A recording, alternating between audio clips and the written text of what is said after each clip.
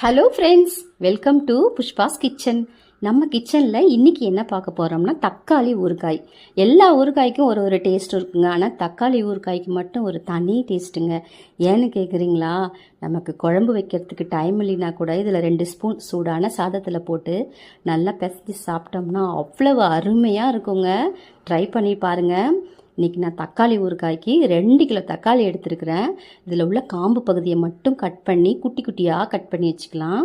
இந்த மாதிரி சின்ன சின்னதாக கட் பண்ணிக்கலாம். இப்போ ஸ்டவ்வை ஆன் பண்ணிவிட்டு ஒரு அகலமான கடாயை எடுத்துக்கோங்க. அதில் 100 ml நல்லெண்ணெய் சேர்த்துக்கோங்க. இந்த ஊறுகாய் செய்கிறதுக்கு நல்லெண்ணெய் தான் சேர்க்கணும், அப்போ தான் ரொம்ப நாளைக்கு நல்லாயிருக்கும். எண்ணெய் நல்லா சூடாயிடுச்சு. இப்போ தக்காளியை அது கூட சேர்த்துக்கிறேன். இந்த அளவுக்கு சின்னதாக கட் பண்ணிக்கோங்க. இன்னும் சின்னதாக கட் பண்ண முடிஞ்சாலும் கட் பண்ணிக்கோங்க. இப்போ எல்லா தக்காளியும் நம்ம இதில் சேர்த்துக்கலாம். தக்காளி விலை ரொம்ப குறைவாக இருக்குது. இப்போவே வாங்கி ஊறுகாயெலாம் செஞ்சு வச்சுக்கோங்க. இது ஒரு மாதத்துக்கு நம்ம ஃப்ரிட்ஜுக்குள்ளே வச்சுக்கலாம், நல்லாயிருக்கும். இதை நல்லா இப்படி இப்போ கலந்து விட்டுட்டு ஒரு 1/2 ஸ்பூன் மஞ்சள் தூள், 1 ஸ்பூன் உப்பு, கல் உப்பு சேர்த்துக்கோங்க.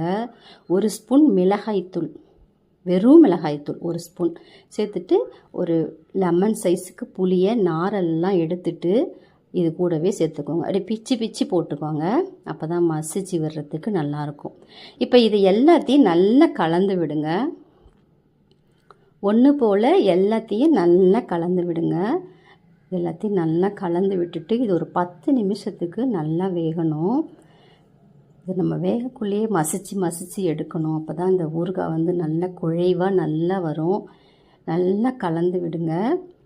ஒன்று போல் எல்லா இடமும் உப்பு, மஞ்சள் தூள், மிளகாய்த்தூள் எல்லா இடமும் படுற மாதிரி நல்லா கலந்து விட்டுட்டு ஸ்டவ்வை நல்லா ஹை ஃப்ளேமில் வச்சுட்டு ஒரு 10 நிமிஷத்துக்கு இதை மூடி போட்டு வச்சுருங்க. நல்லா வேகட்டும்.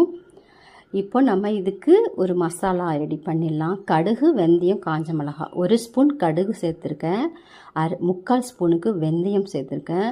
ஒரு 8 காஞ்ச மிளகாய். நான் உருண்டை மிளகாய் சேர்த்துருக்குறேன். நீங்கள் நீட்டு மிளகாய் இருந்தால் ஒரு 4-5 மிளகாய் சேர்த்துக்கோங்க. இதை அரைக்கக்குள்ளே இதில் உள்ள காம்பெல்லாம் எடுத்துடணும். இப்போ இது நல்லா வறுத்துட்டு இது வறுக்கக்குள்ளே இதோட கடுகோட நிறம் மாறிடும். வெந்தயத்தோட நிறமும் நல்லா செவந்து வரும், நல்ல வாசனை வரும், கம்மன்னு நல்லா பொரிஞ்சிடுச்சிங்க. இந்த கடுகு வெந்தயம் நிறமெல்லாம் மாறிடுச்சு. இப்போ ஸ்டவ் ஆஃப் பண்ணிவிட்டு இதை ஆற வச்சிடுங்க. இப்போ இவங்க என்ன பண்ணுறாங்க பார்க்கலாம். இவங்க நல்லா கொதிச்சுக்கிட்டு இருக்காங்க. நல்லா கிளறி விடுங்க. நல்லா கிளறி விடணும். இப்படி கிளறி விடக்குள்ளேயே இந்த கரண்டியால் அப்படி மசிச்சு விட்டு கிளறி விடணும். அப்போ தான் அந்த தக்காளி முசாக இருக்கிறது எல்லாமே நல்லா மசிஞ்சு வரும். நல்லா மசிச்சு விடுங்க. இது கொஞ்சம் டைம் எடுக்கும். ஒரு 2 நிமிஷத்துக்கு கைவிடாமல் இப்படி மசிச்சு விட்டால் தான் இது ஆகும். இப்போ மறுபடியும் கொஞ்சம் மீடியம் ஃப்ளேமில் வச்சுட்டு ஒரு 10 நிமிஷத்துக்கு வேகட்டும். பாருங்கள், ஒரு 10 நிமிஷம் கழித்து ஓப்பன் பண்ணேன். ஒரு 3/4 வெந்துடுச்சு. இது நல்லா இப்படி மறுபடியும் நல்லா மசிச்சு விட்டு நல்லா கலந்து விடுங்க. நல்லா இப்படி மசிச்சு விட்டுடுங்க. நல்லா ஒன்று போல் கொஞ்சம் அகலமான கரண்டியாக வச்சுக்கிட்டு நாங்கள் சீக்கிரமாக மேஷர் இருந்தால் கூட வச்சு பொறுமையாக இது பண்ணலாம். ஏன்னா மேலே தெரிக்காமல் பொறுமையாக அமர்த்தி விடலாம். சில பேர் வந்து மிக்சியில் போட்டு நல்லா அரைச்சிடுவாங்க. அது ரொம்ப சல்லுன்னு இருக்கிற மாதிரி இருக்கும். நானும் செஞ்சு பார்த்தேன். ஆனால் இந்த மாதிரி செய்கிறது ஒரு மாதத்துக்காவது தாங்குது ஃப்ரிட்ஜுக்குள்ளே வச்சுருந்தா. இப்போ நல்லா மசிச்சு விட்டுட்டு இப்போ ஸ்டவ்வை கூட நீங்கள் ஆஃப் பண்ணிடலாம். எண்ணெயெல்லாம் பிரிஞ்சு வந்துடுச்சு. ஸ்டவ் ஆஃப் பண்ணிவிட்டு ஒரு மூடியை போட்டு மூடி வச்சுருங்க. ஒரு 5 நிமிஷத்துக்கு இவங்க அப்படியே ரெஸ்ட்லேயே இருக்கட்டும். நல்லா மசிஞ்சிடுச்சுங்க. தண்ணியெல்லாம் வற்றிடுச்சு பாருங்கள். இந்த எண்ணெயெல்லாம் நல்லா பிரிஞ்சு வந்துடுச்சு. இப்போ ஸ்டவ்வை நம்ம ஆஃப் பண்ணிடலாம். போதும். இப்போ நம்ம தாளிக்கிறதுக்கு வைக்கக்குள்ளே அப்போ கொஞ்சம் நேரத்துக்கு இது பண்ணிக்கலாம். இப்போ ஸ்டவ்வை ஆஃப் பண்ணிவிட்டு இது ஒரு மூடி போட்டு மூடி வச்சுருங்க. அப்படியே இவங்க ஒரு 5 நிமிஷத்துக்கு அப்படியே இருக்கட்டும். இப்போ நம்ம இந்த மசாலாவை அரைச்சிடலாம். காஞ்ச மிளகாயில் இருக்கிற காம்பை எடுத்துட்டு இதை நம்ம அரைச்சிடலாம். இதில் கொஞ்சம் பெருங்காயம் சேர்த்துக்கோங்க. இப்போ பார்த்தீங்களா, ஒரு 5 நிமிஷம் மூடி வச்சுருந்தேன். ஃபுல்லாக ட்ரை ஆகிடுச்சு. எண்ணெய்க்குன்னா எல்லாம் ஒன்று சேர கிளறி விட்டாச்சு. தக்காளியெல்லாம் நல்லா மசிஞ்சு வந்திருக்குது. இப்போது இதுக்கு ஒரு தாளிப்பு, ஒரு சின்ன கடாயாக எடுத்துகிட்டு அதில் ஒரு 50 ml நல்லெண்ணெய் சேர்த்துக்கோங்க. இது எண்ணெய் நல்லா காயிட்டும். அதுக்குள்ளே இந்த மசாலாவை இந்த ஊறுகாயில் சேர்த்துக்கலாம்.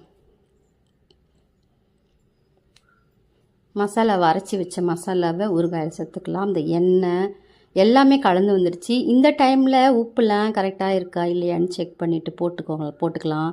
இதில் கண்டிப்பாக பெருங்காயம் சேர்த்துக்கோங்க. அந்த பெருங்காயம் சேர்க்கக்குள்ளே கொஞ்சம் வீடியோ மிஸ் ஆகிடுச்சிங்க, சாரி. இப்போ மசாலா தூவிட்டு இதில் கடுகு ஒரு 10 வெந்தயம் சேர்த்துக்கோங்க. இதில் வந்து நான் ஒரு கைப்பிடி அளவுக்கு பூண்டு உரித்து வச்சுருக்கிறேன், அதையும் நம்ம சேர்த்துக்கலாம்.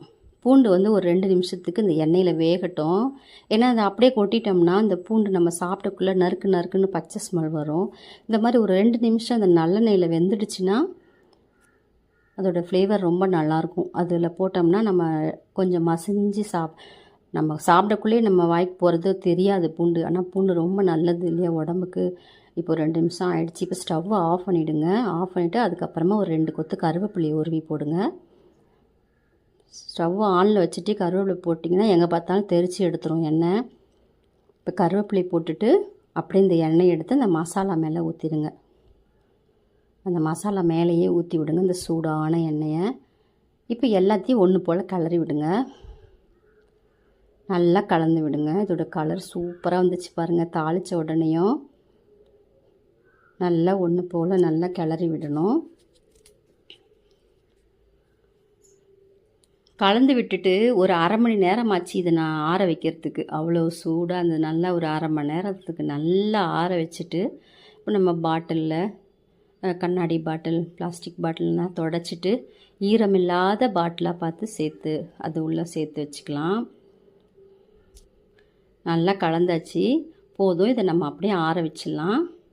நல்லா ஒரு 1/2 மணி நேரத்துக்கு நல்லா ஆறட்டும், சுத்தமாக ஆறணும். பார்த்திங்களா, ஆறின பிறகு எப்படி இருக்குது பாருங்கள். இதோட கலர் பார்க்குறதுக்கே அவ்வளோ அருமையாக இருக்குது, செம்மையாக இருக்குதுங்க. நம்ம வீட்டிலையே ஆரோக்கியமாக இதை மாதிரி ஊறுகாய் செஞ்சு சாப்பிட்லாம். ரொம்ப நல்லாயிருக்கு. சாப்பாட்டோடு சாப்பிட்றதுக்கு ரொம்ப நல்லா இருந்துச்சுங்க இந்த ஊறுகாய். இப்போ நம்ம பாட்டிலில் நல்லா தொடச்சிட்டு ஈரம் இல்லாமல் அதில் நம்ம சேர்த்துக்கலாம். எனக்கு வந்து 1.5 பாட்டில் வந்துச்சுங்க இந்த ஊறுகாய். பாதி பாட்டில் வந்து அன்றைக்கே காலி ஆகிடுச்சி. எல்லாருமே சாப்பாட்டிலே போட்டு பிசைஞ்சு சாப்பிட்டாங்க. பாக்கி வந்து ஒரு பாட்டில் நான் அப்படியே வச்சுருக்கேன். தேவைப்படுறப்ப இட்லி தோசைக்கெலாம் வச்சு சாப்பிட்றோம்ல, அதனால் உப்பு கொஞ்சம் நான் கம்மியாக தான் போட்டிருக்கிறேன். சாப்பாட்டில் போட்டு சாப்பிடக்குள்ளே உப்பு கொஞ்சம் எக்ஸ்ட்ரா போட்டு நம்ம கிளறிக்கலாம்.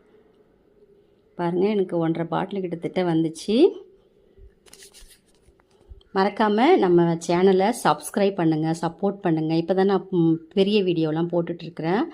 ஏதாவது நிறைய குறைகள் இருந்துச்சுன்னா சொல்லுங்கள். இதில் ஏதாவது தப்பு இருந்துச்சுன்னா சொல்லுங்கள், நான் திருத்திக்கிறேன். நம்ம சேனலை மறக்காமல் சப்ஸ்கிரைப் பண்ணுங்கள் ஃப்ரெண்ட்ஸ், சப்போர்ட் பண்ணுங்கள் ஃப்ரெண்ட்ஸ். Thank you, bye bye.